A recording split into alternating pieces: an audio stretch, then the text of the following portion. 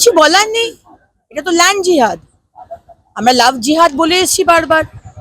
হিন্দু মেয়েদেরকে প্রেমে ফাঁসিয়ে তাদেরকে বিয়ে করে তাদেরকে তাদের ধর্ম চেঞ্জ করে হিন্দু থেকে মুসলমান করে দিয়ে তাদেরকে বিভিন্ন রাজ্যে বিভিন্ন দেশের বাইরে বিক্রি করে দেওয়া, এটা আমরা শুনেই এসেছি। এখন হচ্ছে ল্যান্ড জিহাদ। বিভিন্ন জমি বিএলআরও অফিস থেকে গিয়ে চেঞ্জ করে দিচ্ছে। কিছু বলার নেই।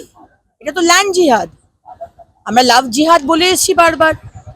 হিন্দু মেয়েদেরকে প্রেমে ফাঁসিয়ে তাদেরকে বিয়ে করে তাদেরকে তাদের ধর্ম চেঞ্জ করে হিন্দু থেকে মুসলমান করে দিয়ে তাদেরকে বিভিন্ন রাজ্যে বিভিন্ন দেশের বাইরে বিক্রি করে দেওয়া, এটা আমরা শুনেই এসেছি। এখন হচ্ছে ল্যান্ড জিহাদ।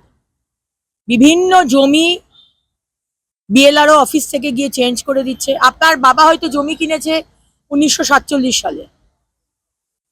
বর্ধমানে আমাদের যে বিএলআরও ডিপার্টমেন্ট আছে সেখানে গিয়ে 30,000 টাকার ঘুষ দিয়ে আপনার ওটা চেঞ্জ করে দিল যে আপনার তার আগে মানে 1945-এর আগে থেকে আপনি যেখানে নিয়েছেন সেই আপনি আপনার মতো করে দলিলটা বানিয়ে দেওয়া। বিভিন্ন জায়গায় তাই হচ্ছে। এবং আজকেও যেটা কসবায় একটা স্যাটেলাইট পিকচার এসেছে, সেখানে দেখা যাচ্ছে 2011-তে যখন এই সরকার সবে এসেছে বা আসার ঠিক আগে অনেকগুলো ওয়াটার বডি ছিল, আর 2024-এ একটাও ওয়াটার বডি নেই, সব বুঝিয়ে দিয়েছে।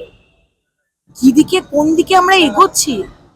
গাছ কেটে দিচ্ছে, নদীর যে ডিরেকশন সেটা চেঞ্জ হয়ে যাচ্ছে, বালি তুলে তুলে জল শেষ করে দিচ্ছে, গাছ শেষ করে দিচ্ছে, ওয়াটার বডি বুঝিয়ে দিচ্ছে।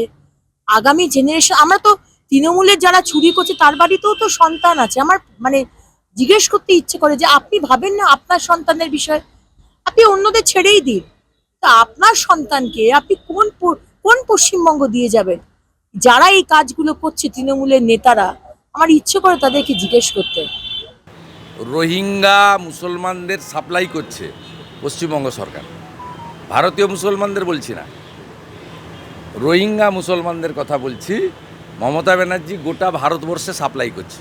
সেই জন্য কালকে মহারাষ্ট্র এবং ঝাড়খণ্ডে মানুষ বিজেপিকে ভোট দিয়েছে। ভাই গেট এভাবে গেট আটকান কেন? বেলডাঙ্গার পরিস্থিতি, বেলডাঙ্গার যে পরিস্থিতি, বেলডাঙ্গার পরিস্থিতি কি? যে উত্তপ্ত পরিস্থিতি হচ্ছে সেই নিয়ে বেলডাঙ্গার পরিস্থিতি মোকাবিলা করতে রাজ্য সরকার সম্পূর্ণভাবে ব্যর্থ। সেই কারণে যাতে বিরোধী রাজনৈতিক দল, সামাজিক সংগঠন, মানবাধিকার সংগঠন এবং হিন্দু সংগঠন তারা যাতে ওখানে ঢুকতে না পারে তার জন্য 163 ধারা লাগিয়ে রেখেছে। আমরা বারে বারে বলছি যে আপনারা প্যারামিলিটারি ফোর্স ডিপ্লয়েড করুন। সেখানে প্যারামিলিটারি ফোর্স ডিপ্লয়েড হচ্ছে না, এবং হিন্দুদের সংখ্যা কমে গেলে কি হতে পারে পরিণতি, সেটা বেলডাঙ্গা উদাহরণ। 100-র বেশি আহত হয়েছে, 200-র বেশি দোকান বন্ধ, 500-র বেশি বাড়ি ঘর ভেঙেছে, 50টার মতো ধর্মীয় প্রতিষ্ঠান, আস্থার জায়গা সনাতনীদের আক্রান্ত হয়েছে এবং ক্ষতিগ্রস্ত হয়েছে। মন্দারমণি উপাখ্যান পরিবেশ নাকি ভোটের রাজনীতি? দ্রুত বৈঠক নবান্নে।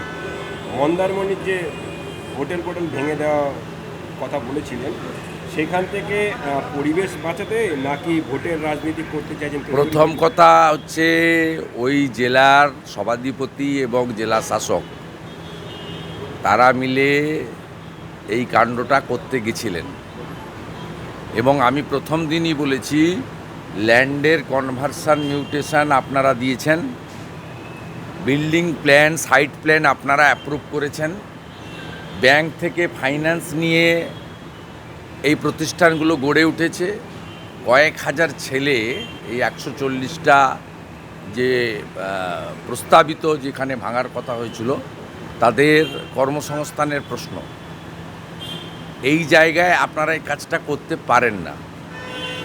এনজিটিকে প্রপারলি ট্যাকেল করার দায়িত্ব আপনাদের। কোস্টাল সিআরজেড যে অ্যাক্ট রয়েছে এটা অ্যাপ্লিকেবল, এনজিটির কোনো ত্রুটি নেই, কিন্তু আপনারা পশ্চিমবঙ্গ সরকার তাদের কাছ থেকে রেভিনিউ নিচ্ছেন, খাজনা নিচ্ছেন, প্ল্যানের ফিজ নিয়েছেন, অনুমোদন দিয়েছেন। আপনাদের এনজিটিকে বলা উচিত ছিল যে আমরা এটা করেছি, সেটা না করে এই কাণ্ডটা করতে গেছেন। এবং আমার মূল উদ্দেশ্য ছিল মনে হয়েছে যে এনজিটিকে আইওস করা আর এই 140টা হোটেল মালিকের কাছ থেকে প্রতারিত করে কিছু টাকা সংগ্রহ করা। এখানে টাকা ছাড়া কোনো কাজ হয় না। দীর্ঘদিন পরে দেখছি অতি সক্রিয় পুলিশ একদিনে নাকা চেকিং করে 49টি আগ্নেয়াস্ত্র উদ্ধার। 49 ওগুলো মালখানাতে ছিল, কোনোটা উদ্ধার হয়নি। ওগুলো মালখানাতে ছিল। মুখ্যমন্ত্রীকে খুশি করা তৃণমূল নেতারা, বিশেষ করে হিন্দু তৃণমূল নেতারা, তারা আতঙ্কিত হয়ে গেছেন। সন্দেশখালীর হিন্দু এমএলএ আক্রান্ত হয়েছে, মিনাখার হিন্দু এমএলএ আক্রান্ত হয়েছে, কলকাতা কর্পোরেশনের হিন্দু কাউন্সিলর আক্রান্ত হয়েছে। তৃণমূলের হিন্দু নেতারা এখন আতঙ্কিত। তাদেরকে বুস্ট আপ করার জন্য, তাদের যে মরাল ব্রেকডাউন হয়েছে এটা দেখানোর জন্য পুলিশের মালখানাতে অনেক এই ধরনের ভাঙা পচা, মানে টিপলেও গুলি বেরোবে না এরকম বন্দুক থাকে, সেই মালগুলো বের করে দেখাচ্ছেন। আর ভালো কাজ করলে ট্রেনিংয়ে যেতে হবে। যেহেতু দ্রোহের কার্নিভ্যালে গেট খুলে দিয়েছিলেন, তাই মুরলীধর শর্মাকে পাঠিয়ে দেওয়া হয়েছে ট্রেনিংয়ে। আজকে সিপিএমের সিজিও অভিযান, তিলোত্তমা ন্যায় বিচারের দাবিতে খুব সুন্দর করছেন। সিপিএমের শনিবার দিন ভোটে জামানত আবার যাবে, চিন্তার কোনো কারণ নেই। এবং সিপিএমকে বলবো আগামীকাল নবান্ন অভিযান করতে। গতকাল দাদা গিরিরাজ সিং, আপনাদের মন্ত্রী, সেন্ট্রাল মিনিস্টার, তিনি জানিয়েছেন এই যে সরকার রাজ্যে আছে দেশের জন্য খারাপ।